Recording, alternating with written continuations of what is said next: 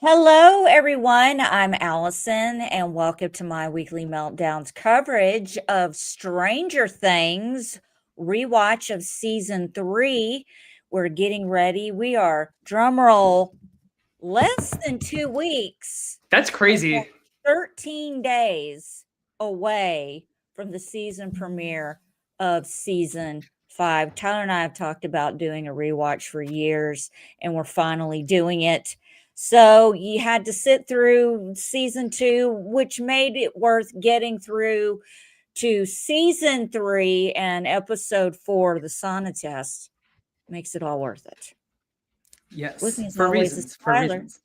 Yes, Yes. reasons. Yeah, I have to say, like, okay, so we were talking last week that season 2 is kind of a slog, and I was like, I'm looking forward to season 3, but like there's some like icky things about the season that I don't like. And after like just rewatching it again for like the millionth time, I have to say I still enjoyed season 3 way much better than season 2. I loved like the mall aesthetic, the like 4th of July, like carnival, like just all of like the colors, like the scoops ahoy of it all, never ending story. I just feel like the aesthetic of the season is just so like 80s at its best, right?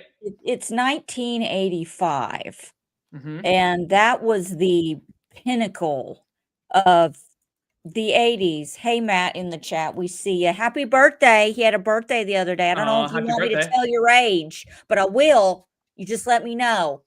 But yes, we are. I can't go on and on enough about the 80s, and I'm not. But before we start, I will for 2 seconds, okay? I'm ready. There were a lot of references. I remember 1985 because I was 8 years old. 8 years old. I was in love with Michael J. Fox, So you're and like I was Erica's in age.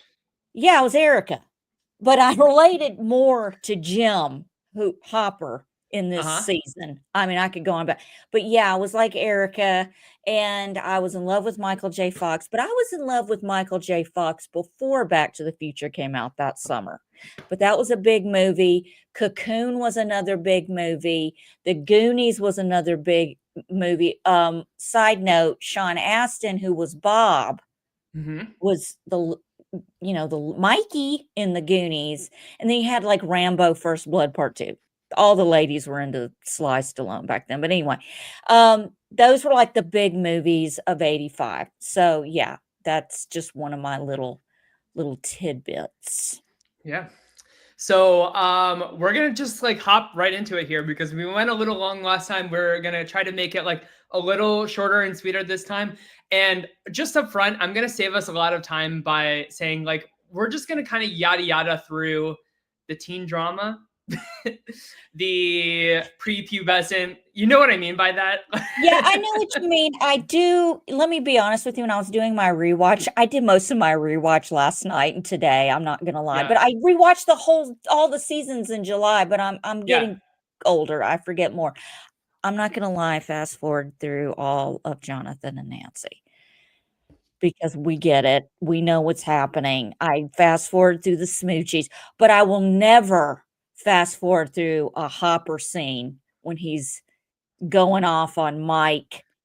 Oh my, can I just say, so like, we get into we open up the and they're making out, and all Uh-huh. this stuff is going on in episode 1, chapter 1, the, Susie, Can You Susie Hear do Me? copy. Yeah. The copy, and Mike is being the most no shocker here, y'all know how I feel about Mike Wheeler, the most disrespectful little shit. He's a little piece of shit. I can't believe he called Hopper a piece of shit and he's still alive to talk about it. I mean, when they're in that truck and Hopper is over them spending all this time together and not leaving the door 3 inches apart, he Mm-hmm. flat out, he's like, he has to tell him his Nana is sick to get Mike out of the house and gets him in the truck. And he's like, "What's wrong with my grandma?" He's like, "Nothing. I needed to talk to you." He's like, "Oh, you're a lying piece of shit." I'm going to That tell would have y'all been it. something. I'm going to shut up. He wouldn't have been able to hear, see, or speak because the ears would have been gone, the eyes would have been gone, the tongue, the dignity, all of it. Because I felt him, Hopper, in that moment when he's like, "You're crazy," and he's like, "Oh, I'm crazy." You want to see Well, yeah, crazy? I'm crazy. I am crazy, and let me tell you something, and I'll let you get into it, but the reason why I related to Jim Hopper this season is because everyone was effing with him this season. Can we just all agree? And he was just Everybody, over it. children, love interests, everybody. I've been there, I've done that, and everyone thinks it's okay to step on Jim, but it's not because he's gonna snap, and when he does, you act all shocked and you're scared all of a sudden. But you just wait. It doesn't matter how big you are, how smart people snap. And I love it when he puts him in his place. And the next morning, he's listening to who was it? Jim Crochet. I can't remember. Don't mess You would know around with better than Jim's me. song. Yeah, Yeah, yeah, I love that. That's yeah. amazing. That's amazing. But yeah, that's just I relate to him and I relate to Erica. It's just you nerds, all you nerds. Come on. You can't spell Okay, America nerd. without Erica. Start nerd. All right, so chapter 1, Susie, do you copy? So the first shot, we see Russian scientists inserting 2 keys to initiate a huge like zap cannon laser thingy pointed towards a gate that has been sealed, but they're trying to open it to create a portal directly from Russia to Hawkins. So that's like the big bad of the season, right? The cannon erupts, zaps, and fries like all of the guards standing there. And like I feel like this is Netflix's way to say like, listen, we got a huge budget increase this season compared to last season. Like the CGI here for the zap cannon looks so freaking good, and I just feel like really sets the stage for like this is going to be like an epic season that's like a little bit bigger in scale than anything that we've seen prior to this. I It's have a exciting. question. We can Yep. put more money into the special effects and we can put more money into Dacre Montgomery, aka Billy's wig. But we can't put any money into poor Will's little extensions. He literally has these little extensions to make the back long, to make it look more bowly, the bowl cut. And then it's a wig, and woman says, "Hey, like we can't do anything about that." But that's just me. Go ahead. Sorry. Allison's on Wig Watch this season. I'm on everybody's wig watch. You just wait. So we get our first look at Starcourt Mall, which is like a huge set piece for this whole season, right? And it really captures just like the height of like Ugh. shopping malls in America. And like I feel like my mom always talks about how like I miss the days of like Oh, everybody hanging out at the mall. Like the food court me looked so too. lively. You had like Sam Goody, you had Orange Julius. There's like a What was your jazzercise mall? class. What was your mall? It was called the Cranberry Mall. And sadly, it's closed down now. But fun fact for you, Allison, my mom actually worked at the mall that they filmed Stranger Things in this season. So You that mall told me. is Gwinnett County Mall. And my mom worked there as a jewelry salesperson as a teen. So when Mike is like trying to buy jewelry and it's like $300 and they like walk out, like that was literally my mom's job, like in that mall. Aw. So I just think that that's really cool. Um, but My yeah, mall was the so Mall of Memphis. I was stuck at the I see Equate version, the Raleigh Springs the Mall Mall all of the time, but Memphis. when I got to go to the Mall of Memphis, it was like I felt like it was shining Jesus shining a spotlight Yeah, on me, but yes. I just love like it just feels so like full of life, right? Like everybody's It there, like just is. the colors, the music, the soundtrack for like the intro of Starcourt is really good too. Definitely recommend like checking out the soundtrack. But so we cut to our first scene in the mall. We have Scoops Ahoy, and they show like Steve sneaking them into the kids like into the movie theater through the back of Scoops Ahoy, and they're watching Day of the Dead. Day of the Um, Dead. do you have any thoughts about this movie? I sat through the Day of the Dead once. And I I'm sat through. telling you, that was one late night on Cinemax when I was like 13. And I don't remember. I just go, oh, that's so gross. But it's exactly what I remember. Every guy that you will ever meet that is into horror, I mean, every guy, every filmmaker, all of them credit Day of the Dead as an inspiration, and it was for its time. It was, 1985. What are you gonna that was great.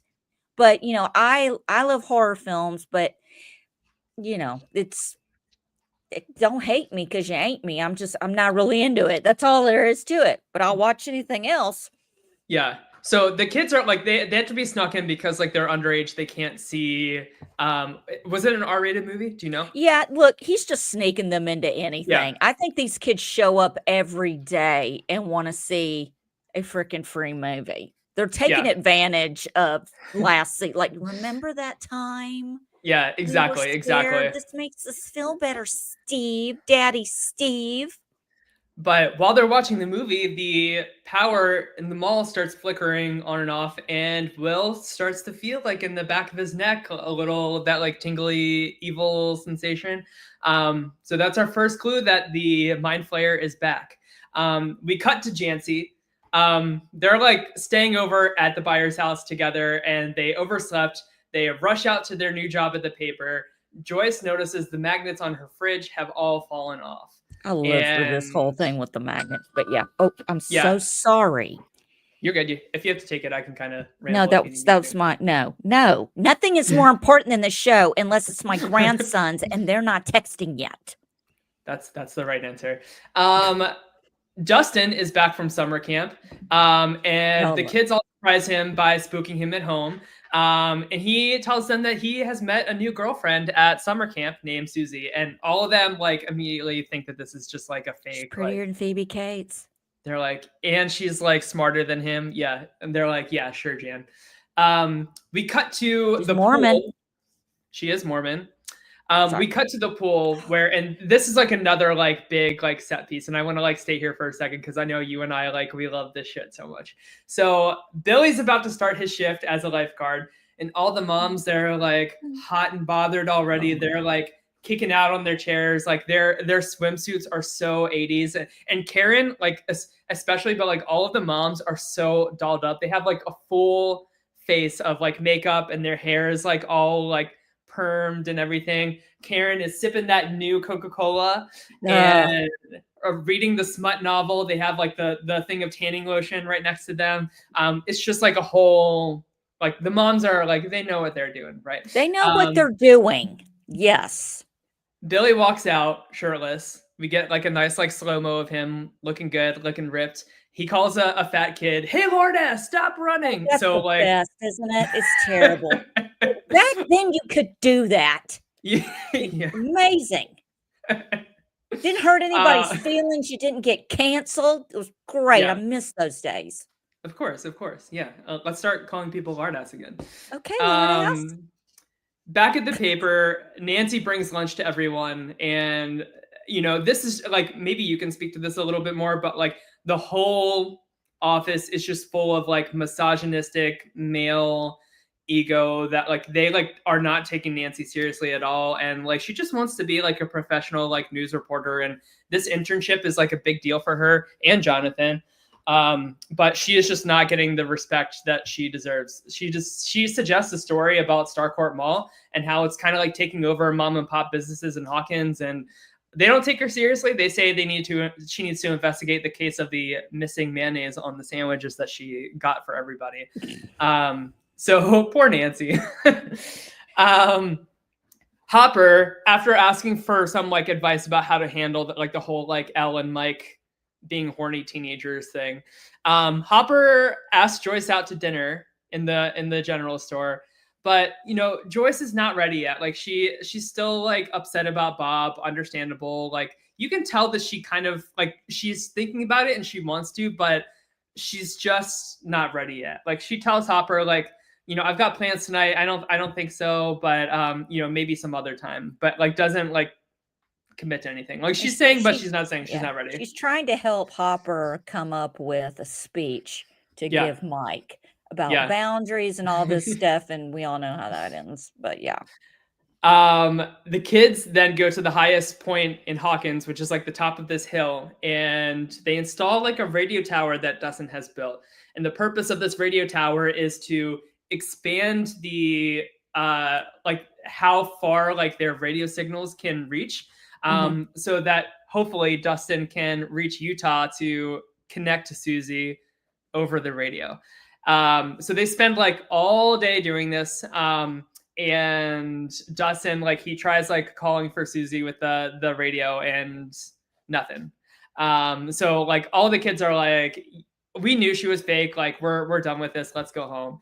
And Will's just like, let's go play Dungeons and Dragons. Yeah, Let's I do was a going to bring campaign. that up. First of all, Yeah. Mike and 11 bail because, you know, they got to do that kissing with no tongue over Yeah. and over again, the dry humping. And so it's funny to me, and this is just one of many times that Will humping. throws in the D&D nugget of an idea like he doesn't bring it up all of the time, and everyone rejects it. And I can kind of relate to Will a little bit because I didn't have like a plethora of friends, but when I had a few, you know, we were all into boys, but they were taller than me and looked more mature than me. I was just a tiny little runt. So boys noticed them and they got boyfriends before I did. So I was like always the one being like, hey, let's play D&D, or hey, let's listen to some more Tiffany and Debbie Gibson and do more dance moves. Let's put together a little dance show or some shit. No, Allison, we don't want to do that. Fine. Yeah. And I think, like, you know, of course, like Will, I feel like he is behind development wise for a couple of reasons. Like, one, like, he's not into girls yet, or period at all. And second, like, he just spent like the past year in and out of school with being like poked and prodded by Hawkins Lab. And I just feel like developmentally, he's like probably like a year or two behind like the rest of the kids. Hair. I mean, look at his hair, for God's. Even his hair is stuck back in time. But honestly, this is not like the best season for Will. Like, they don't really give him too much except for this whole like, let's be kids still. And like everyone is like, it's just that awkward phase of like, the kids are growing up, they're becoming teenagers, like their interests are changing, and understandable, but it's just like, it's a cringy time for the party in the group and like where everybody's at for sure. But the outfits they put these boys in are cringe. I never saw an extremely tall teenage boy running around in shorts like that and button up polos and belts. Maybe it was because I was in the deep South. I don't know. But I mean, these guys' shorts are really freaking short. Too short for like what they're like in the 80s. No, they were short, but I never saw that where I'm from, and I never saw that. Like, my brother and his friends were that age. I saw them in T-shirts that were not tucked in, more like Lucas. They dressed more like Lucas, who, if you didn't have short shorts, they weren't Daisy Dukes, but yes. Continue. Yeah. Sorry. So we then get a quick shot of all these rats like scurrying to the basement of this like steel mill. And we see lurking in the shadows of the basement this like cloud of dust, this like, I don't know how to describe this, like wispy energy that is the mind flayer that left Will's body at the end of last season. So all of these rats are like scurrying to the basement of the steel mill. And then once they get to the basement, they just kind of like start like exploding into just like a mush of flesh, I guess is like the best way to describe it. It's just nasty. And the mind flayer eats them and is like, I'm going to refer to it this season as the meat flayer, because the mind flayer, like basically what the mind flayer is doing this season is collecting all of this like human / animal meat and like clumping it together into like one big monster animal thing to have like a physical body to wreak havoc on Hawkins. So this is like the start of that. It's starting with rats. Of course, it's going to end up being like a shit ton of people. But this is how the mind flayer like really gets started here, developing into this like big bad monster. We then cut to the pool, and Karen Wheeler, she knows it's time, so she's going to go and like do some laps in the pool, you know, as she does. And then Billy, I love this scene so much. So Billy invites her to the Motel 6 for some private swimming lessons. He's like, I'll teach you the breaststroke, he says. And she's like, I don't know, but like she you know that she wants it, right? And he's like, it will be the best workout of your life. And that, like, as soon as he says that, she's like, okay, I'm in. Cut to Joyce later on the evening. And this is kind of a sad scene, but turns out she doesn't have plans after all. She's just at home microwaving leftovers for dinner and watching TV by herself. So she's like really down in the dumps. Yeah, this is bad. This is what, she's mourning. I mean, Bob was a good guy. It's sad. At the paper, Nancy gets a call from this sweet old lady named Mrs. Driscoll, and she wants to report that, like, these rats are like getting into like fertilizer in her basement, and she wants somebody to like come and check it out for her. They're into eating shit, apparently. Yeah. The rats are in the basement, literally eating shit. Yeah. The party, so after they're done like setting up the radio tower, that's when Will suggests like playing Dungeons and Dragons, and everybody's like starts heading out. After everybody leaves, Dustin then picks up the first Russian communication signal, code, whatever you want to call it, on the radio. And this is what starts like the whole like Russian plot for like the Scoops Ahoy crew. We then cut to Karen. She's getting ready. She's in like full glam. She takes off her wedding ring. She puts it on the counter. We don't want to get it dirty, Yeah, of course. with that stuff. But she's gonna go. She's gonna do this. Billy is driving to the Motel 6. Something hits his windshield and he crashes in front of the steel mill. He like gets out of the car to like check out the damage on his car, and then he gets yanked from his feet down to the basement of the steel mill, and that's the end of the first episode. Basically, every episode this season ends with like with Billy, a cliffhanger, cut to black, that kind of thing. But most of them, I noticed that today. It's like, is every episode going to end with a close up of Billy? Okay, yeah. I dig it. Yeah. I was gonna say, are you complaining about this? No, I'm not. All right, so chapter 2, mall rats. So Mike, Hopper tells Mike that like he has to like lie and say his Nana is sick. So Mike like goes through with the lie. He tells Elle his Nana is sick, and Elle can tell right away that he's lying because his delivery is just not smooth at all. Karen picks up the phone, like the landline phone, and she's like, "Nana's dead." And Mike's like, "Mom, get off the phone." Can I clarify something real quick? Yeah, she's eavesdropping. And there are ways you could get away with that with those kinds of phones. Like if you pick up the phone, you say, hey, so-and-so's on the phone, and the other person picks up in the other room.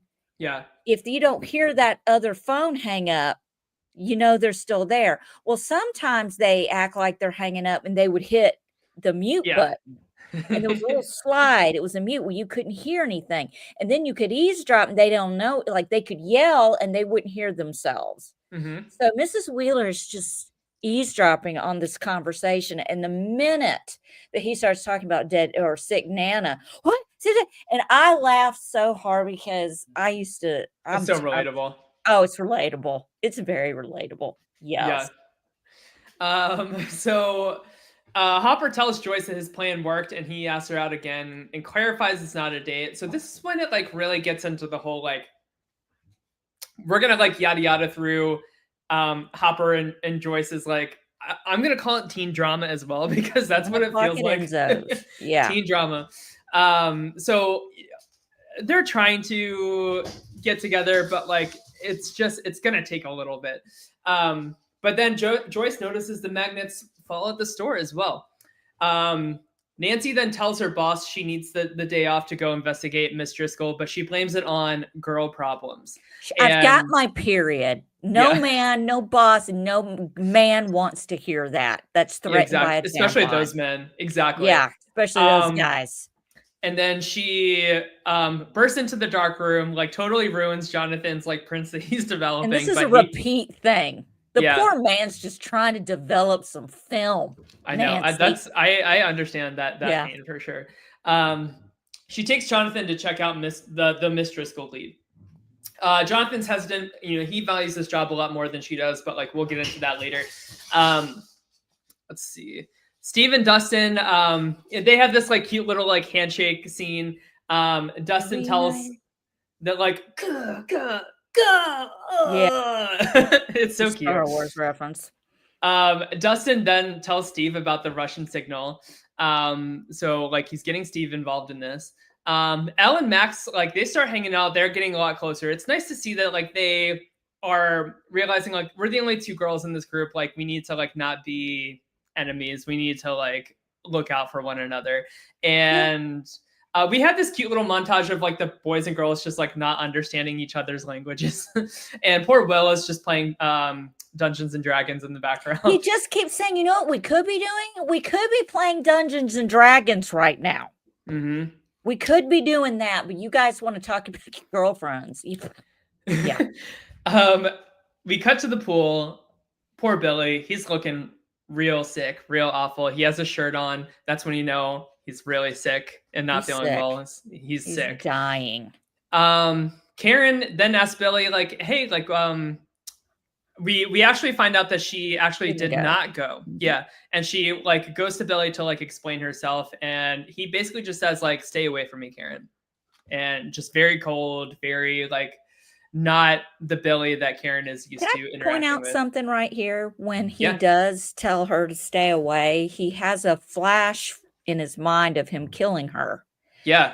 And he could have very well injured her and made her part of this human, you know, legion of people for the Mind Flayer. And that just is the first time I think you see the inner conflict between Billy and the Mind, or, you know, I guess with the Mind Flayer's got a hold of him. He fights it to the point that shows he genuinely cared about Karen. It's almost like, you know, he's like, I'm not gonna hurt her. Yeah. It's almost like Billy, he understands that like everybody sees him as this like piece of shit, and he wants to prove everybody wrong that he's not, but he's feeling this like evil sensation like taking him over. And yeah, you're right, like you can see him really fighting it like pretty soon. Let's see. Jonathan and Nancy visit Miss Driscoll. They notice like the teeth mark on the fertilizers, and then she shows them like a rat that she caught. And this whole scene feels like It Part 2. Do you know what I'm talking about? Like that scene where she visits the old lady, and it ends up being like Pennywise, but like just the whole like old lady at home by herself, and this like old vintage music playing, and like something's just like eerie. It has a lot of parallels to It, because when we get to the sauna test, Mike picks up a bat. Yeah. And yells something about you're a piece of shit or whatever, and starts beating up Billy when he does the same exact thing at the end of It Part 1. But let's see. So they get shown like the rat in the cage. It's like thrashing and like freaking out, and Jonathan takes like a few photos of it. Hopper visits the mayor, and the mayor basically tells Hopper like there's all these protesters protesting like the mall, taking small businesses out. And Hopper, as chief of police, he unfortunately has to oblige because they didn't have like a permit to protest for it and stuff. So I don't know. It's like a whole thing, but like very clear, like early on, we're seeing that like the mayor is tied up in like whatever is going on here with like the mall and like properties being bought and stuff. Max takes Elle for a girls' day at the mall. I love this like shopping and makeover scene to Material Girl by Madonna. Oh yeah, it's so cute. They go to like a Sears portrait studio after the makeover. Those were called glamour shots in my day. Did you take any glamour shots? No, actually, I never did glamour shots. What? Why? Never. I wanted to, but I never got to do glamour. All my little friends got to do effing glamour shots, but Allison didn't get to do glamour shots. I don't get it, but I'm kind of glad I didn't get to do glamour shots, because they would have been horrendous. I'm sure we'd be flashing pictures of them right now. It just terrible thing. That was a Jesus intervention, I think. So Max and Elle, like at the end of their shopping spree, they run into the boys when like Mike is supposed to be with his Nana, who is sick and dying. And we get this awesome, like, you lie. Friends don't lie. I dump your ass. I dump your ass. I love it. I love that so much. Girl power. Yes. back at the pool, Billy sees himself in another vision, and he's like saying to himself, like, we need you to build. And he doesn't know what that means, but like he's still feeling really hot and sick. So he goes to the shower to like run some cold water on him. Heather, the other lifeguard, goes to check on him and see if he's okay. And she gets attacked by Billy. Billy like knocks her out, and then he takes her body to the steel mill. He takes the duct tape off of her mouth and says, don't be afraid, it'll be over soon, just stay very still. And the meat flayer comes out of the shadows, puts its like claw thingy on her mouth, and so now Heather is now flayed as well. Hopper, he gets a nice new dress shirt. He wears it to Enzo's, and poor Hopper, I feel bad for him here, but Joyce stands him up because she's talking to Mr. Clark about the magnets. The science teacher. Yeah, and he explains what could be causing it as a huge amount of electromagnetic energy. Dustin, Robin, and Steve crack this Russian code, but it doesn't really make sense. It's like when yellow and blue meet in the west, the week is long. The week is long. The cat will bring the silver China. The silver cat. It would be nice to meet in China. Yeah. In whatever, some shit that she figures. Anyway, yeah, Robin figures out. Yeah. And they hear this like silly music playing in the background of this message. And at the end of the night, like Steve, he gets this genius idea to put a quarter in one of the little horsey ride machines and realize that like that's the same music playing in the background of this code. So like this has to have been recorded like within the vicinity of that horsey ride. So like this signal is not being picked up from afar. It's being picked up like here at the radio station. Mm-hmm. All right, chapter 3, the case of the missing lifeguard.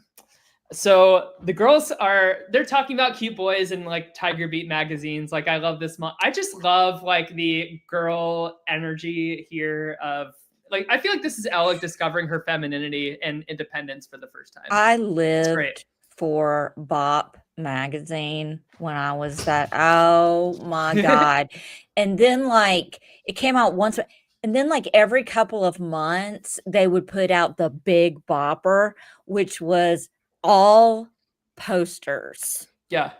And like I was so into like Debbie Gibson and New Kids on the Block. I had all the, oh my God, it's what you live for. I was gonna guess New Kids on the Block. Yeah. It's what I live for. So yeah, I can totally relate to these magazines. They were the internet. Okay, they were the internet. Max talks Elle into mind tapping the boys to see what they're up to, and big mistake is right. They're just farting and eating chips and burping. They're saying that girls like they act on emotion, not logic. They're a different species. I just want to point out that this never ends. Grown men do this. They sit around and talk about us, and they fart and they burp. You don't have to be 15, 14. You can be 50. This never ends. Constantly. Yeah, it's the never-ending story. Yeah, exactly. It's the never-ending story. Men being pigs, talking about how women don't understand, and we're a different species. Okay, go ahead, Tyler. So the girls, they decide to mind tap Billy next, and she sees the Camaro, and Billy is hunched over Heather.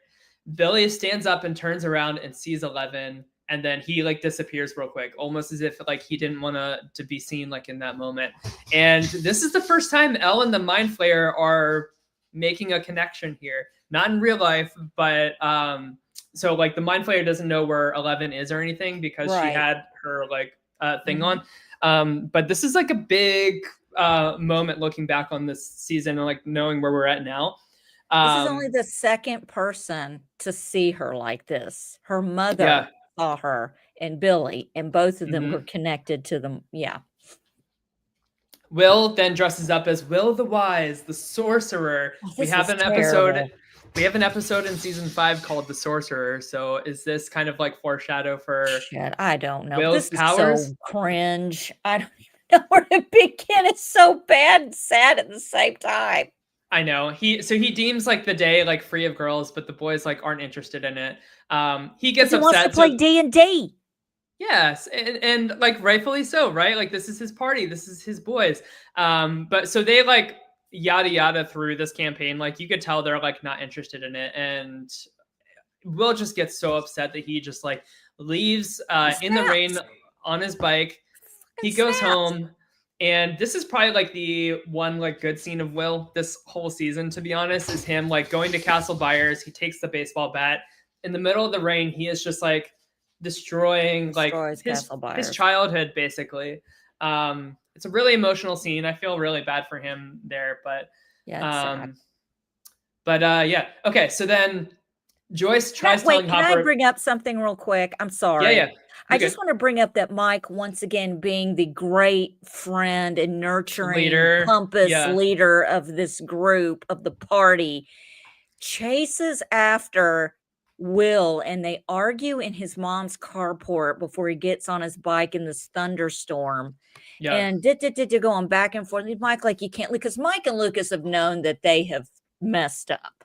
Yeah. Okay, and they're trying to kiss his ass. Oh, yeah, well, and he's like, no, it's this. You just want to be with your stupid girlfriends. And he's like, and once he says that, Mike unleashes his own mind flare on poor Will, who's been through enough. Girl, she's not stupid. She's Elle. And it's not my fault that you don't like girls. Yeah. Of all the, and this could have That's been so shitty. This could have been taken one of two ways. You're not into girls yet, or you're just not into girls, period. Either way, it was shitty thing for him to say, and I think he realized it in that moment, but he didn't really do anything to make it better, because once again, it's all about Mike Wheeler. Yeah. Okay, proceed. Yeah. Joyce tells Hopper about the magnets, but he's really upset that she stood him up. But after like talking about it for a little bit, they decide to head to Hawkins' lab just to investigate and see what's going on. Because what did I say last week? If there's any shenanigans going on, just go right to the Hawkins lab. Like that's all you have to do. That's it. That's it. Nancy presents the story of the lab rat, or Miss Driscoll's rat, to her bosses, and they shut her down, of course. Let's see. Yeah. Oh yeah. Max. She is like still mind tapping into Billy, they decide to like check out Billy's room at Max's house after this like weird like mind tapping thing. So they go into Billy's room and they find his bathtub is like full of ice, and then they like open like a cabinet in the bathroom. There's blood and on it. They find blood. They find Heather's lifeguard whistle. So like something weird is going on in her fanny pack. Yeah. The girls, they then go check the pool. They find out that Heather was a no-show for work today. So then Elle sees a picture of Heather as like employee of the week or whatever. So she uses that picture to try mind tapping into her. And she sees Heather just like being like dragged down into like she's in a bathtub and she's like, help me. Yeah. Yeah. And then she's getting dragged down, and Elle's like standing over. They're both screaming at each other, because Billy Bobby Brown's got going after that Emmy again, you know? So the Scoops Ahoy crew at the mall, they start like, Dustin and Steve are like looking around at all the people in the mall, trying to see if there's anybody that looks suspicious. They see this like really jacked looking dude with like a duffel bag walking by, and they're like, oh, that has to be it. So they like watch him, and he ends up being like a jazzercise instructor, and he starts teaching. That was a thing. He starts teaching a song or like a routine to "Wake Me Up Before You Go Go," which is my number one karaoke song. Yeah, Wham! There you go. I love that song. So I would have been in that jazzercise class right with those ladies for sure. Oh heck yeah. Robin notices a delivery guy is wearing a uniform that has like a logo of a silver cat, pieces together that a trip to China means the Chinese food place in the food court. I love like the panning shots of Robin like looking all around the mall here. I just like, they really captured the mall look so well here. They did a great job, because Lynx, I think, was the first thing that has something to do with cats. Yes. And then she's like, wait a minute, and then sees that on, and then she starts going, it's been a long this, that, and then she's like, it'd be great to meet in China, and she finds it, it all just kind of comes together, and yeah. Nancy decides she wants to bring Miss Driscoll's rat directly to her bosses to like insist like, no, this is a story that we need to be Well, that's gonna investigating. make it all better, Nancy. Joyce and Hopper, they check out Hawkins' lab and they run into a dead end. Like it's abandoned, nobody's there. Joyce is saying that she's probably like moving out of Hawkins at the end of the year, which like really upsets Hopper. This is funny. This is funny because he says like Hopper, who does not express his feeling, has this whole speech for her. You're lucky. You have people that love you and care about and check on all this stuff. And she goes, "What? Like Scott, the science team?" And he's like, he's like, "Joke. It's a joke." But it was funny. I thought it was funny because it's Hopper, And then they hear a noise, and it's that guy that I think Hopper saw at the mayor's office. I always forget his name, so I'm just going to refer to him as the Russian guy. Yeah, he's fine. That's fine. Nobody knows his name. Yeah. So he runs into this Russian guy after seeing him like passing like the mayor's office when he's there. Hopper runs into the Russian guy at Hawkins' lab, and he gets his ass whooped by him. Like, this is not a guy to mess with. Yeah. So back at the mall, the Scoops Ahoy crew finds the Russians loading something into the back of the mall. So like they're getting closer to like piecing together this puzzle. 11 and Max go to Heather's house because like they're like, what is going on with Heather? We need to find out. And they find her and Billy are having a sit-down dinner with her parents. And her dad is the boss of the newspaper, just Nancy's for context boss. later. Yeah. Nancy's boss. And so this is the first time the Mind Flayer is seeing 11 in real life. And Dr. Montgomery does such a good job this whole season, but like, especially in these scenes where like he's playing as the Mind Flayer that has taken over Billy. Like you can tell he's like trying to maintain like poise in front of Haskell. Yeah. Yeah. Just like the eye contact is just like piercing and like eerie. And he's just playing this like very sweet, protective old brother kind of role just to like ham up his parents. Yeah. And then at dinner, Heather's mom starts feeling a little faint. She passes out. The dad like tries to, I think his name is Tom. He tries to like check on her, and then Heather takes a wine bottle and clocks him on the back of the head, and then takes a I don't know what chloroform. Thank you. Chloroform. Puts it over his mouth to like make both of their parents like pass out. Will is like feeling the Mind Flayer. He tells the boys like the party like, listen, like some shit's going down. Like this is not just a feeling. Like something's like really happening. Can I ask a question? Yeah. Like if you were in the party and all this just went down with Will, and he's so desperate to get the band back together, wouldn't your first thought be, "Oh, of course he's feeling something. Of course it might be back." Because really, wouldn't your first thought be that he's doing this on purpose? My first thought would be like, we need to find Will a boyfriend. Like we just need to get him laid. Maybe we should all just get together and let him know. You don't have. We know. We just know. Don't ask. Yeah. We know. Let's get. We're gonna find. We're gonna take. Don't worry. We're gonna take care of this for you. And I feel bad because like this is basically Will's role for the rest of this season, is just like feeling the back of his neck and saying like, he's close, he's getting closer. But that's like literally it for Will this season. The goosebumps on the back of Will's neck got more screen time than Will did. Yeah. All right. So chapter 4, the sauna test. Oh yeah. Miss American Pie is playing in the background while Heather's parents are getting whacked, which I love that the soundtrack this season is really good. So at the steel mill, Billy and Heather wake her parents up and tell them not to move.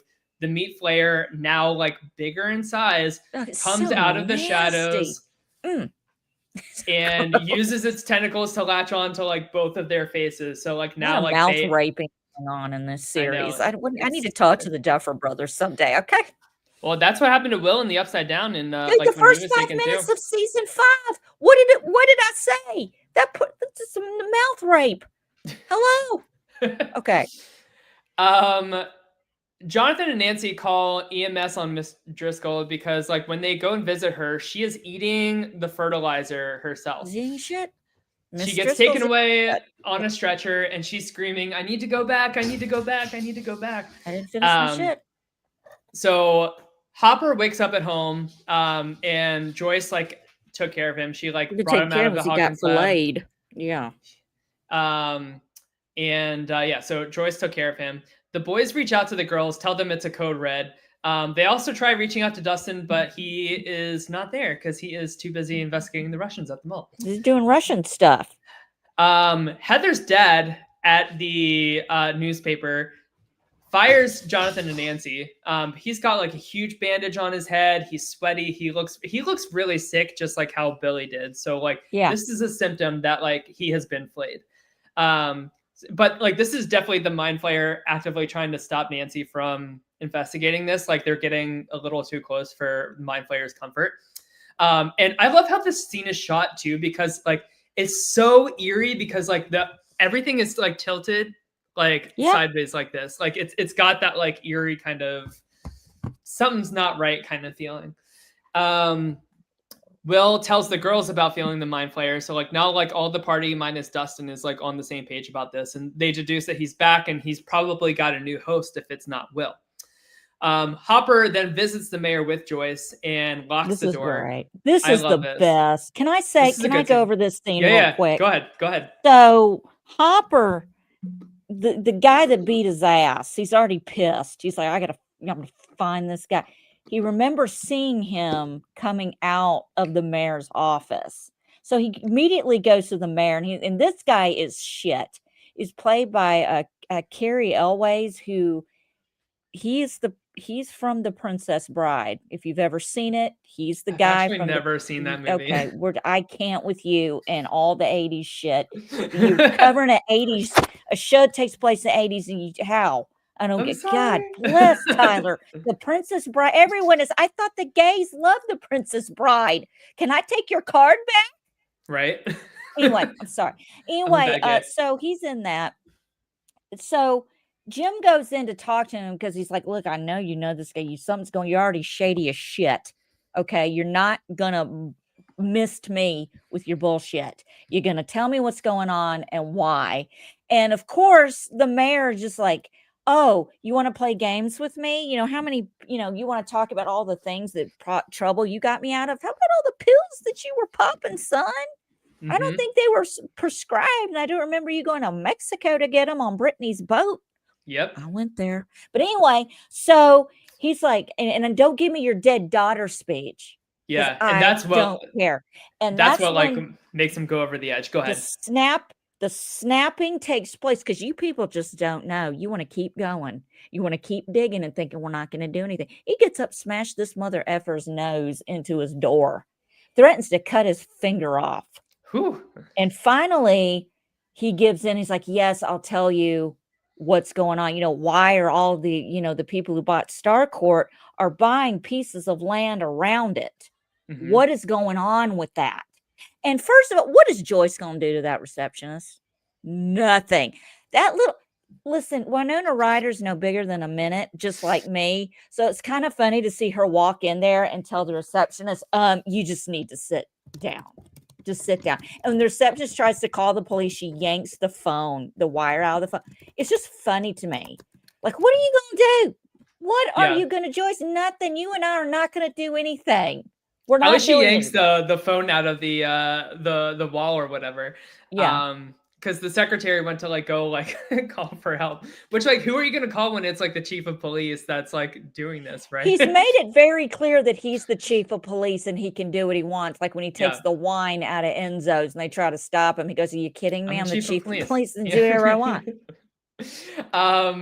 So I love that scene with Hopper and Joyce. That was a good one.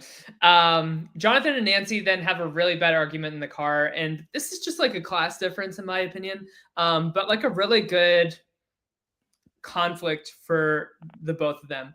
Nancy's like, I don't care that I just got fired. Like other opportunities will come, but this was a very important job opportunity for Jonathan and money on the table for his family that like she doesn't really Because she's have to consider. got a silver spoon. Yeah. So they agree that like they just don't really understand each other anymore. Robin finds air duct blueprints to get them past the Russian guards, but it's way too small. So they have to ask Erica for help Who's to the go tiniest through. person that we know that doesn't give an F about anything but themselves? Erica Erica. Sinclair. So they convince her to do this in exchange for free ice cream for life. Butterscotch. Butterscotch, baby. This is child endangerment, so the prize Love it. has to be good. And capitalism. Makes Yeah. sense. Let's do it. Let's roll. Where do I need to go? So the kids then go to the pool and they see Billy there. He's drinking an icy. And they concoct. Wait a minute. You can't glaze over how he looks. Okay. The guy's sitting up in his lifeguard tent. Okay. He's got on a baseball hat lowered, sunglasses, a sweatshirt, a giant gulp red icy, and a towel over his legs. Yeah. That does not scream to me that if my lard ass is drowning, you're going to be in any shape for mentally, physically, anything to help me. Yeah. It is and it's funny because they're not even sure it's really him. And I would be like looking, I'd be like, that's him. No, we don't need to do no sauna test. You can waste your time with the sauna test. I'm telling you, that dog don't hunt. That is it. But yeah, so they know that like heat is like a big no-no for like the mind flayer. So they concoct this plan to trap him in the sauna at the pool. Joyce thinks that she basically concludes that like, and Hopper's like very impressed with this. He like offers her a job to be like a detective, but Joyce is like, what if there's like a big device in one of the properties that the Russians are interested in?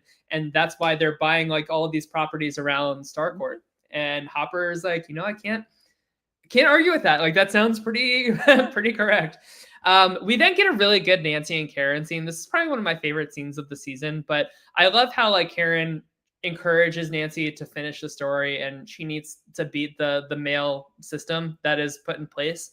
I love the scene. It's like a good character beat for both of these women. Mike then apologizes to Elle. They're like getting stuff together for the sauna test, and he apologizes to Elle and tells her that Hopper made him lie. Elle says, it's okay, we're different species. Basically she's a passive aggressive eavesdropping shit.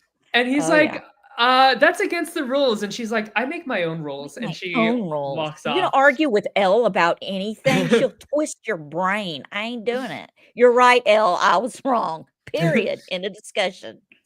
In the meantime, Erica successfully breaks in and opens the security door. So like the plan worked. Free ice cream for life, I guess. Operation Child Endangerment.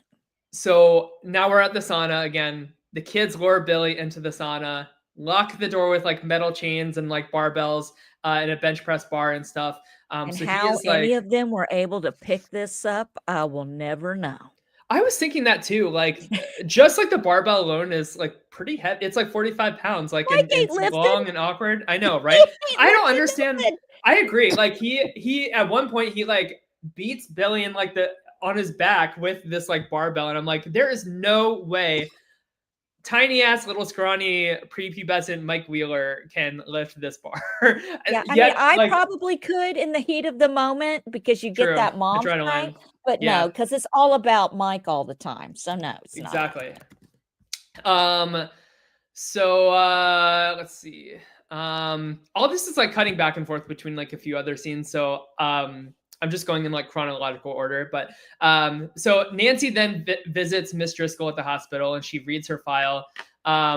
Miss Driscoll's like heart rate starts going out of control, and it's because like Billy is like stuck in the sauna at this time. So like we're seeing that like all of these like flayed people and stuff are all like connected in this like one like hive mind kind of mentality.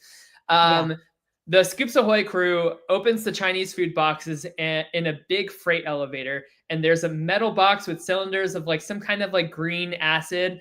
The doors then close and they start descending at a rapid rate, going like Booby traps. way They called underground. it. Yeah. Exactly. The sauna then reaches 220 degrees. Billy starts crying and he's like, "It's not my fault, Max. I promise you, it's not my fault. I've done bad things, Max. I've done really bad things. I didn't mean to. He made me do it. It's like a shadow. It's like a giant shadow." And while all this is going on, like in the corner of the frame, he's like grabbing like a piece of the broken tile to like have in his hand to Oh, like yeah. attack with.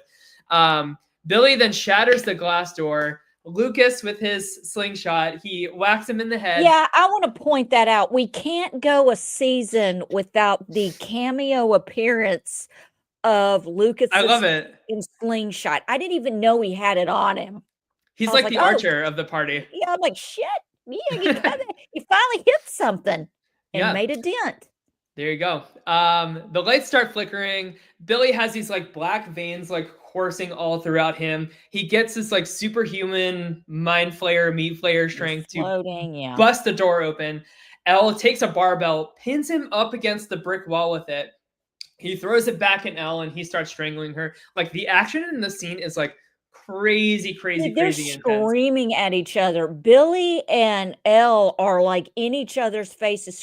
And I just want to point out the entire time she's being choked by Billy, everyone is in shock, just standing there. Watching. Yeah. I saw video footage of a psychotic fan attack, what's her name? Ariana Grande at a European premiere I saw that. of Wicked Forever or whatever, Wicked for Good. We're good. Ariva, how do you say her name? Cynthia Riva.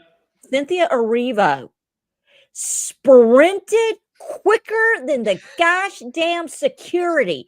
Seriously, I felt that like nothing's gonna stop. I'm sprinting. I ain't waiting on nobody. Totally. Like we should have somebody should have pulled a Cynthia Erivo immediately. I know you're scared, but do something. Mike sprints into action. Mm-hmm.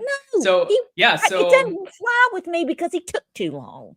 So Mike like takes the barbell, whacks Billy on the back with it. Billy goes for Mike, but then like as soon as he's about to get Mike, he gets like lifted in the air, like with Elle using her powers. She then throws him through the brick wall and he runs away and she collapses into Mike's arms. Billy and Heather then go back to the steel mill basement and there's a big panning shot of all of these like flayed victims just standing there. I want to give like, a shout out really quick that during this montage of people who have been kidnapped by the mind flayer, if you watch Cobra Kai at all, there's a little scrawny shirtless dude like when they're panning out for that's Bert. That is Bert from Cobra Kai, the little run of the litter. And I can say that because I'm the run of the litter. And we're always joking about whatever happened to Bert. Well, we now have the answer of what happened to Bert. He was in Hawkins, Indiana. He got kidnapped by the mind flayer, and he melted into a human puddle of meat. And he was meshed into the mind flayer. Yeah. Yes. Interesting. I didn't know he was You're welcome. Thank you.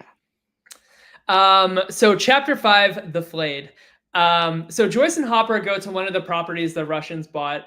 They run into Alexei in the basement doing some kind of mechanical work with this other guy. Alexei is this like scientist that works like with the Russians. Adorable. He's an adorable guy. I mean, Hopper then decides to, the Russian guy like comes to like see what's going on. So Hopper connects like what's it called when you're like a handcuff. He takes the handcuffs and like connects one to him and the other to Alexei. That you of all people did not remember what a handcuff is. I'll pass on that one. But it just got like 20 degrees hotter here. I don't know what you're talking about. So Hopper ties up, Hopper like takes Alexei as hostage here, and they leave the property. Elle mind taps Hopper and Joyce to see like where they're at. So she kind of like has like an idea of where Hopper's at.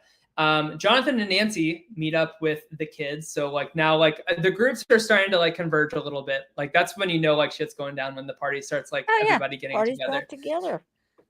The Russian guy finds Hopper's broken down police car in the middle of the woods. Joyce, Hopper, and Alexi then steal a car at a gas station with a big Slurpee from 7-Eleven and decide to head to Murray because Murray is the only one that they know that speaks Russian. You always this is when your conspiracy theorist friend that you don't want to admit that you're friends with comes in handy. I'm one of these people. I'm one of these like, God, I don't want to admit, but Allison was right. And now I got to go talk to her about it. Shit. There you go. Exactly. The Scoops Ahoy down in like the basement where the Russian stuff is, they pick up the code on the walkie again. So like they know that they're getting close to the source of the radio signal. The kids and Jancy break into Heather's parents' house one more time, and they find like a bunch of chemicals eaten. They find the crime scene with the wine bottle. They comment how like cold it is in the house, so like they know like shit's going down. Will suggests to Jancy that they should let Miss Driscoll take them to wherever she wants to go. Like if she is saying like take me back, like maybe that's like the how to figure out like where like the source of all of this is happening. Murray tells them to leave. And Joyce has this great little speech about everything that she's done today. She's like, I've been shot at, I've been punched, I've been thrown to the ground, I've walked for God knows how many miles in the woods to bring this Russian guy to you. So you're gonna tell us what he's saying so we can figure out why my damn magnets are not attaching to my fridge. Worst I love it. Ever. Yeah, it's like, oh, that really? Okay, now you need me. I don't care about your day. Oh, okay. Yeah, please. Let's talk about the magnets. So the Scoops Ahoy crew, they run into a guard and Steve tackles him and wins. And Dustin goes, you did it. You won a fight. He finally won a fight after getting his ass dragged by Jonathan, which counts, and then Billy. Can I just say that the heroes of this story don't normally win fights, but that's okay. Yeah.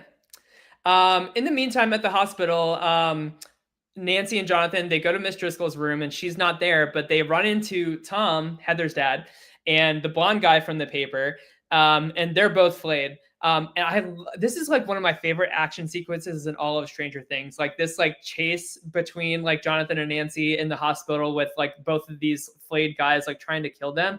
Like this action scene is intense. I mean, like Jonathan gets like choked and like thrown up against the wall.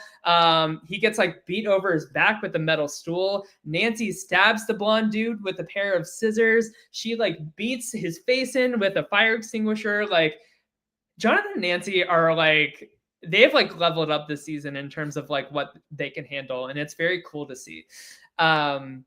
But and then Mike and Elle make up a little bit, whatever, teen drama. But Tom and blonde dude's body, they melt into that like meat flayer goo, and it like all comes together in the middle of the hallway between Jonathan and Nancy. And that is the end of chapter 5. So right into chapter 6, E Pluribus Unum. So underground, the Scoops Ahoy crew, they get caught. Steve and Robin hold the door shut for Erica and Dustin to escape. So like it's only Robin and Steve that get caught by the guards.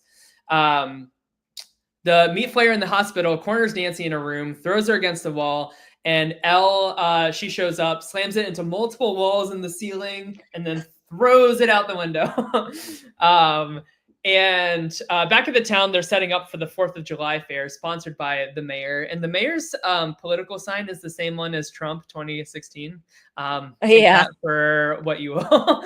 The Russian guy throws the mayor into this like spinning machine thingy. I don't know if you have ever ridden this. I've never ridden that. I was hoping you would have more context. I've been on it.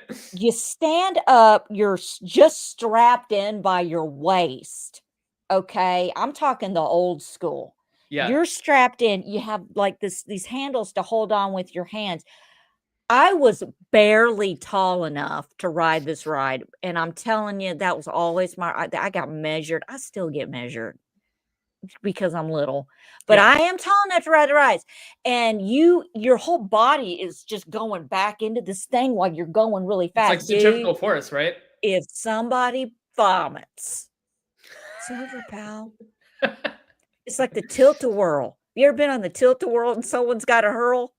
I don't It's know if you know over. this about me, but I'm not a You're rides person. Like, I would not ride this. I've never ridden a roller Oh, coaster. I Like, will ride anything. I have no fear. I'm like, "Oh, it's gonna almost kill me, and you hit me so hard I go back in time. Let's do it. I'm ready. Something's gotta put me out of my misery." But no, I yeah. mean, yeah, let's go. I don't care. But yes, I've been on it. I'm just telling you. So the Russian guy, he basically tells him that he needs to take care of Hopper. Like, he needs to like shut this shit down. Yeah. Alexei doesn't want to cooperate with being questioned until he gets the right flavor of icy. And so Hopper shoves Alexei around a little bit. He gives him the keys to the car and tells him, why don't you just leave? And basically just trying to like call his bluff. And surprisingly, it works. I didn't think that it would, but he like gets in the car and then turns around. He's like, all right, I guess I'll stay after all. Let's see. So Steve and Robin, they're taken hostage. They get interrogated by this like evil doctor looking guy with like torture devices. Like, he's about to like cut off Steve's finger. Yeah, they drug him. They drug him with truth serum. Yeah. Let's see.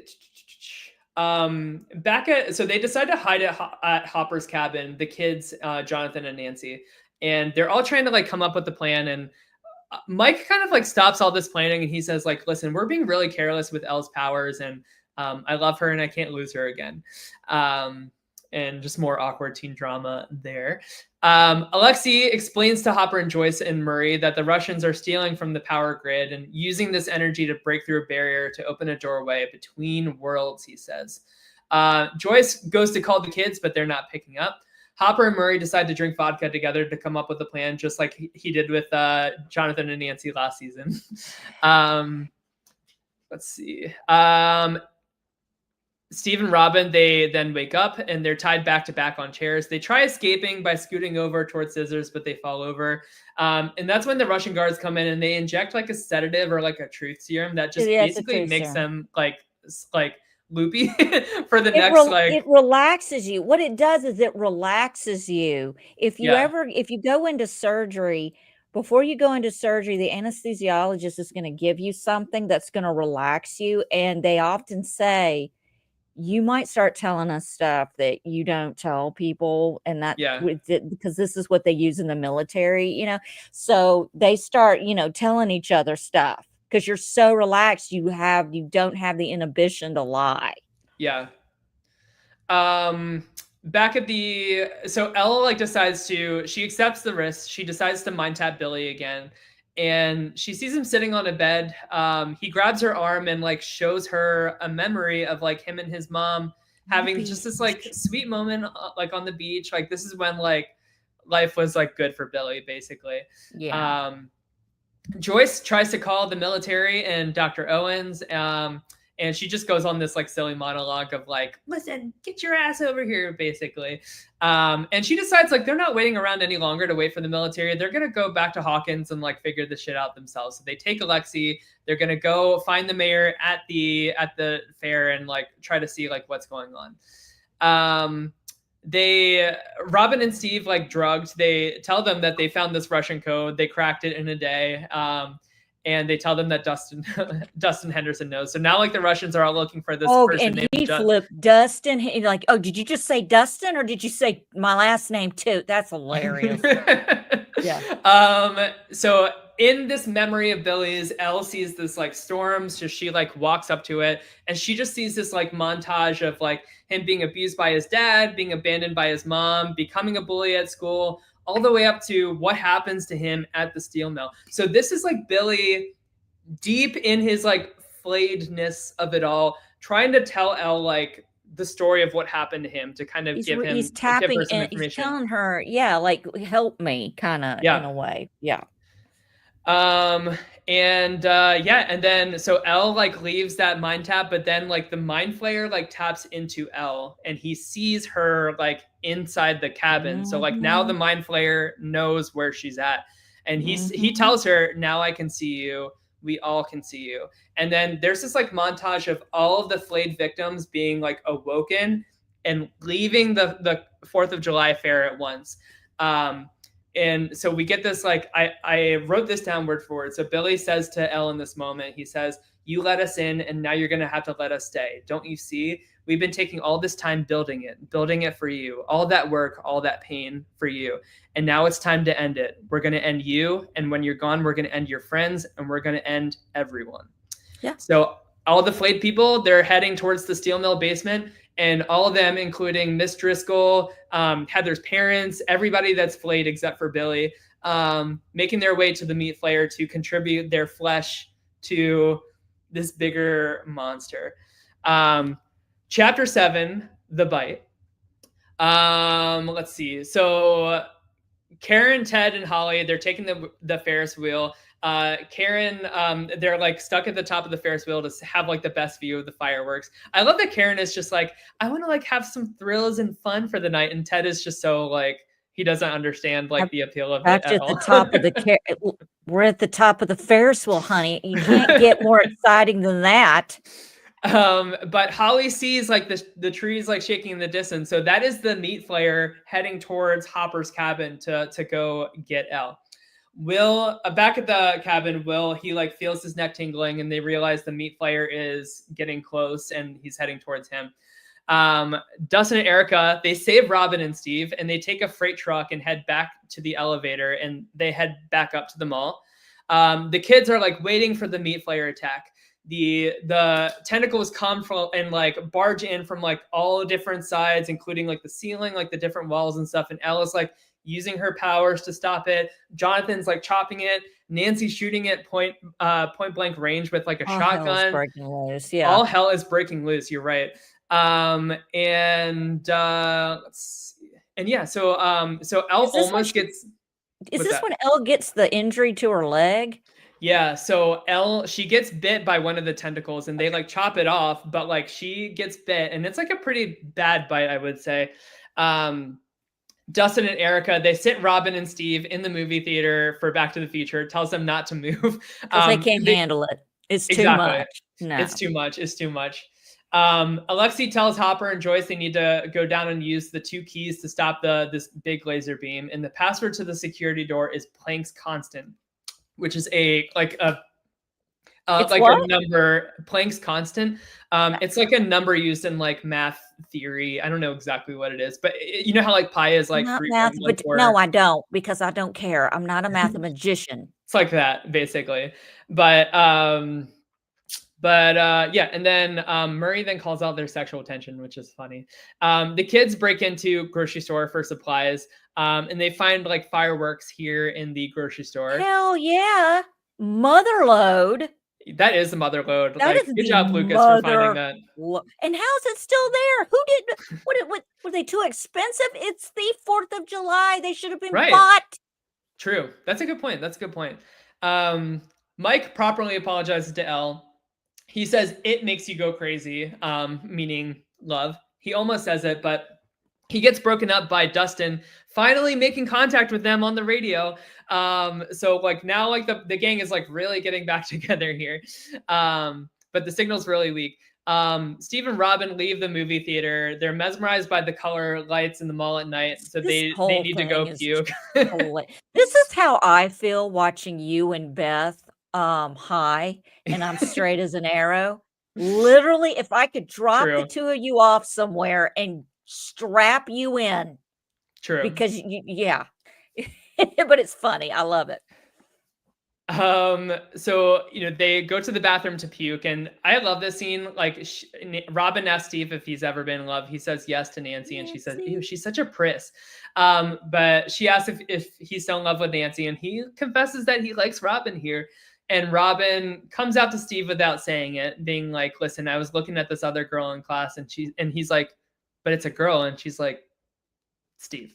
She was obsessed with Steve because the girl that she had a crush on had a crush on Steve. And she was like, I was all into your hair and all of this stuff. And like, because this girl that I liked you. And then he was like, huh?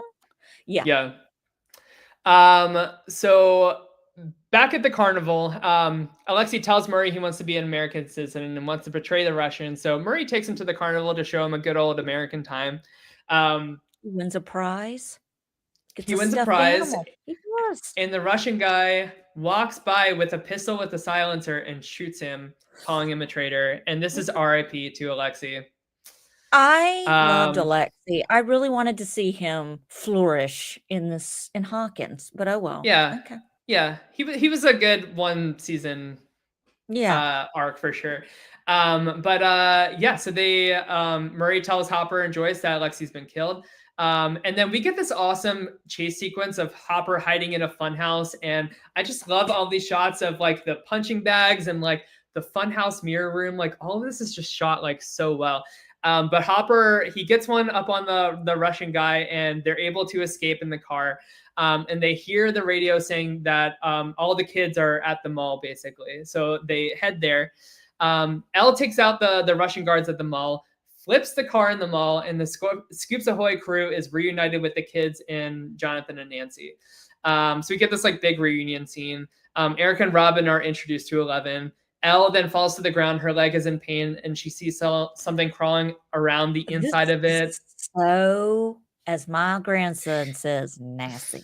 This is so nasty. It's gross because you can see it like crawling around in there. It's gross. One word that gets me that some people have words they don't like. Some people don't like moist. Some people don't like the word wet.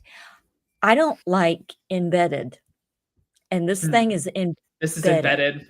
In her leg. And I'm like, oh, cute. So cut to black. Now we're on the season finale, the Battle of Starcourt. This episode is so freaking good. This is a great episode. So right at the start of the episode, we see Jonathan grab a knife from the Chinese food place, holds it over the stove flame to get it nice and hot.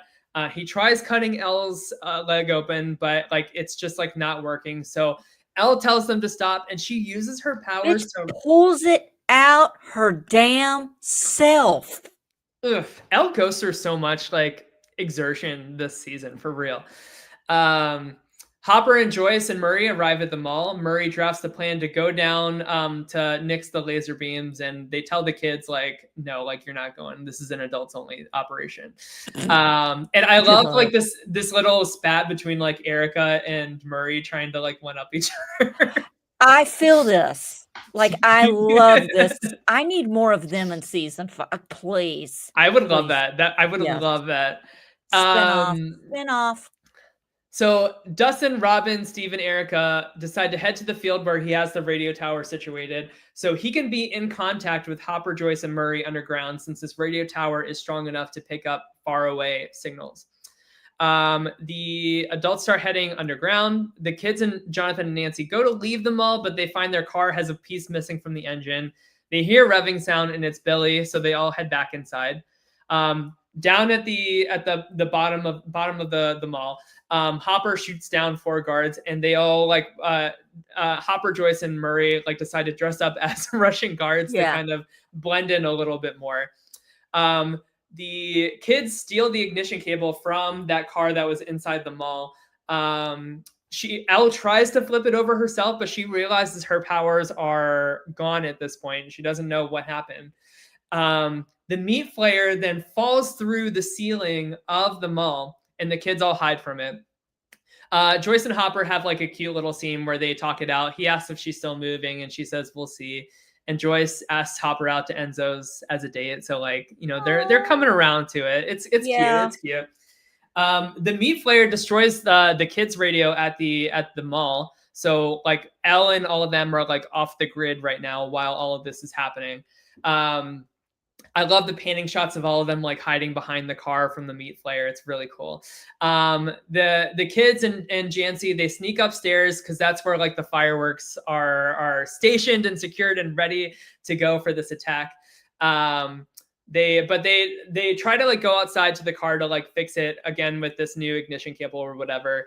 Billy starts driving towards them, and badass Nancy, she is just staring straight ahead. She ain't scared of shit. I love Nancy Miller. She is iconic. But so Billy's driving towards them, and he gets T-boned by Steve and Robin showing up. Finally, Steve wins another Saving one. the day. Exactly. Let's see. So Hopper and Joyce get to the safe where the failsafe keys are, and the code Planck's constant is wrong. Like one of the numbers is wrong. So Dustin knows that Susie, of all people, will know this Dusty code Bun. by heart. You mean Dusty Bun? So Dustin radios Susie for the code, and she tells him she'll only do it if they sing the never-ending story. And Allison, this is probably the closest to Glee that Stranger Things will ever get. So with that being said, this is one of my favorite scenes in Stranger Things. So, I not only love this scene, I love the reactions from everybody who has to. Hopper turns around when they start, and he's like, I mean, everybody's like, "What is this? We're I know about to this. die." The stakes are so high. Like they're waiting for this like fail-safe key. I mean, like Jonathan and Nancy are driving with like the meat flayer chasing them behind them, while like never-ending story is playing over the radio. It's great.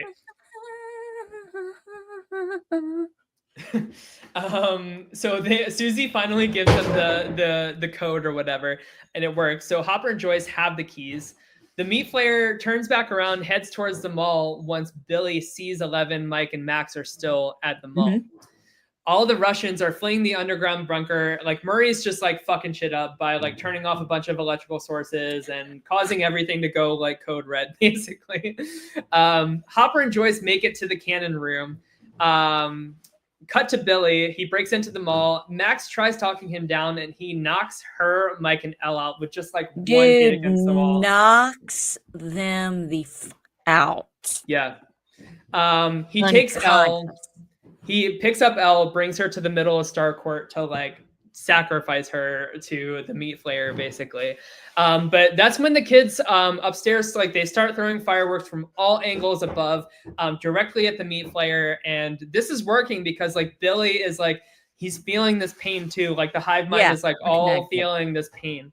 The Russian guy shows up to the control room where Hopper and Joyce are, beats the shit out of Hopper and Joyce again. Hopper and the Russian dude, they're fighting down where like the laser cannon is, and God, this is like crazy. Like, just all the stakes are so high in this moment. Joyce, she takes her belt off to like flip one of the keys and like reach over to do the second one. Job. Exactly. Elle is like telling Billy he doesn't have to do this, reminding him of his mom and how beautiful she was that day. And you can see Billy is like really trying to fight this. Yeah. Hopper throws the Russian guy into the cannon, and it kind of makes like a laser, like an electric barrier between like him and Joyce that he can't get past. And she has to turn that key. And she has to turn the key. Yeah. Like they give each other a look like they understand. I want to that scene between them when they're looking at each other and their eyes are watering up and he just nods his head and smiles at her. That got me. Yeah. Because, you know, it just, I'm sure in a moment like that, all the things that go through your mind is, I shouldn't have stood him up at Enzo's. I should have gone on that date. I should have this, and maybe we wouldn't be here. I'm sure there's a million things. Especially after just losing Bob too. You know, like it's poor Joyce. So the kids run out of fireworks, and like this is where like the meat flayer is about to kill Elle.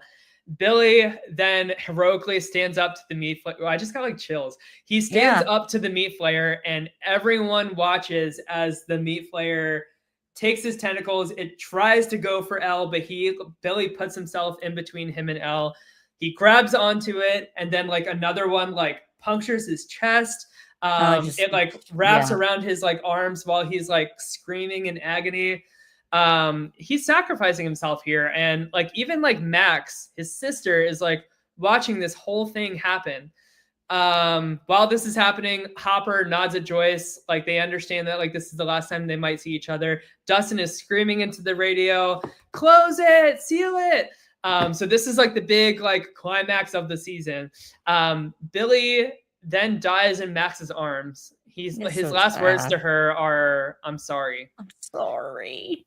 And Sadie Sink, like she does such a great job in this scene. Like her reaction to seeing Billy die, like you can tell this is like a big traumatic moment for her to see. And it's going to impact her in a really heavy way next season. So Joyce turns the keys. The laser machine is off, but Hopper is gone. Murray arrives, takes Joyce back up to the top of the mall. Can I say something real quick? If it's a 3-man job, if it's a 2-man job, don't show up with 3. You show up with 4. You got to have a spare just in case somebody gets killed, so you can turn the gosh damn key. So you need to guarantee there's at least 2 people there for the key. Always go with 4. Please, in any situation, 4. That's all I'm gonna say. Yes. The military, they arrive way too late at the mall, but Dr. Owens, he's there, and we get a shot of him just kind of like, he knows that like this is really, really bad. Yeah. Joyce, she sees Will at like an ambulance truck or whatever. They hug, and then Joyce sees 11 looking around for Hopper, and they give each other like the saddest look over Will's shoulder. It's really sad. And then cut to a little like 3 months later, little epilogue. So we see Robin and Steve apply to the family video store. Joyce, I love that. Joyce will. The manager of the video store is the manager of the arcade. The arcade. If you know that. And so yeah, and like he doesn't want to give Steve the job, but Robin's like, listen, Steve will bring the girls here. Yeah, brings in the ladies. Brings in the ladies with Steve the Hare Harrington. Joyce, Will, Jonathan, and 11, they're moving to Nevada. California. California, sorry, excuse me. You're okay. Jonathan and Nancy, they have like a cute little goodbye scene. 11's powers are still gone. But she tells Mike that she loves him too. So we have like a good like conclusion to that. And they say that they'll keep in touch.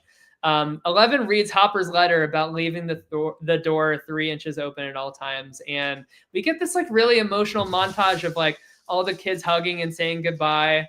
I got a little choked up here. Like this is yeah, she finds this letter when they're packing up everything. I think it's in a shirt that she's wearing of his or something. Yeah. And you know, it's a very good moment. But I'm going to tell you something right now. I did not buy for a second that Hopper was dead. I didn't. Oh, for sure. I did. I was like, there's no way David Harbour is going to be gone from this gig. Yeah. There's no way. But it was sad nonetheless. But I was like, he's. I felt exactly the same way, Allison. Yeah. Like so we see like Dustin gift Erica his like Dungeons and Dragons stuff, which is really cute. But then the credits roll, and then there's like a quick like post-credit scene where the Russians they like walk past the door and they say like, no, not the American. So like assumably that is Hopper. And they pick like another prisoner to unleash a Demogorgon onto. And that is the end of season 3. So we know like Hopper is somehow in Russia, like being. He went through the portal. Yeah. That they successfully opened. So yes. Yeah. So that is season 3. We just went through like the whole season, but like I guess before we wrap up, like what are your like overall thoughts on the season? Like any like new thoughts leading into season 4? I really like season 4 for a lot of reasons.